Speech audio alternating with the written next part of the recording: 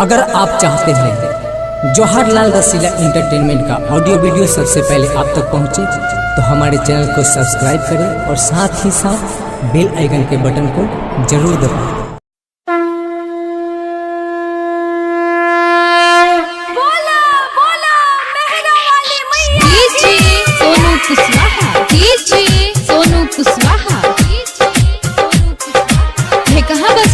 मोतिहारी है कहाँ बाजार मोतिहारी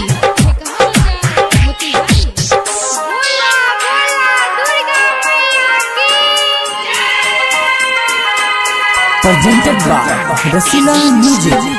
शेरा वाली मैया हम तये न दुआरिया है, मैया है न दुआरिया है।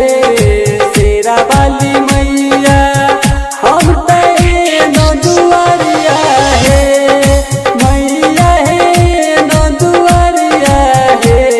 ए मैया दर्शन दिया अहीं के पूजा हमके नोहे। ए मैया अहीं के घरवा बड़ी सुंदर लगे हे। ए मैया दर्शन दिया अहीं के पूजा हमके नोहे। ए मैया अहीं के घरवा बड़ी सुंदर लगे हे। सोनू कुशवाहा सोनू कुशवाहा है कहाँ बाजार मोतिहारी है कहाँ बाजार मोतिहारी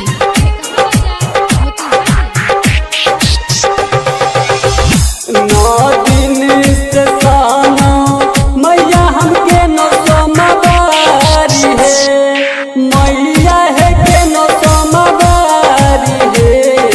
नौवीं दिन से साना मैया हमके नौ सोमवारी है, मैया है के नौ सोमवारी है।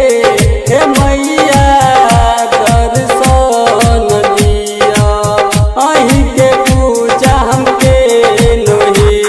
हे मैया अहीं के घरवा बड़ी सुंदर लगे हे। हे मैया दर्शन दिया अहीं के पूजा हमके नोहे। हे मैया अहीं के घरवा बड़ी सुंदर लगे हे। सोनू कुशवाहा सोनू कुशवाहा है कहाँ बाजार मोतिहारी है कहाँ बाजार मोतिहारी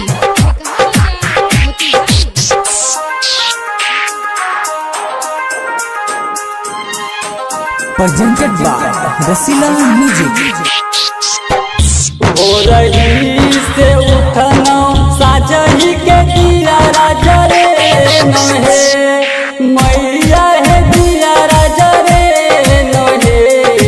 हो रही के उठना साजी के दिया राजा रे नहे। मैया है दिया राजा रे नहे। हे मैया दर्शन दिया अहीं के पूजा हमके नोहे। हे मैया अहीं के घरवा बड़ी सुंदर लगे हे। हे मैया दर्शन दिया अहीं के पूजा हमके नोहे। हे मैया अहीं के घरवा बड़ी सुंदर लगे हे। सोनू कुशवाहा सोनू कुशवाहा है कहाँ बाजार मोतिहारी है कहाँ बाजार Motihari presented by Rasila music. Presented by Rasila music. Presented by Rasila music. दुनिया के डरने मैया हम तो झूलवा लगे नोहे। मैया है झूलवा लगे नोहे। दुनिया के डरने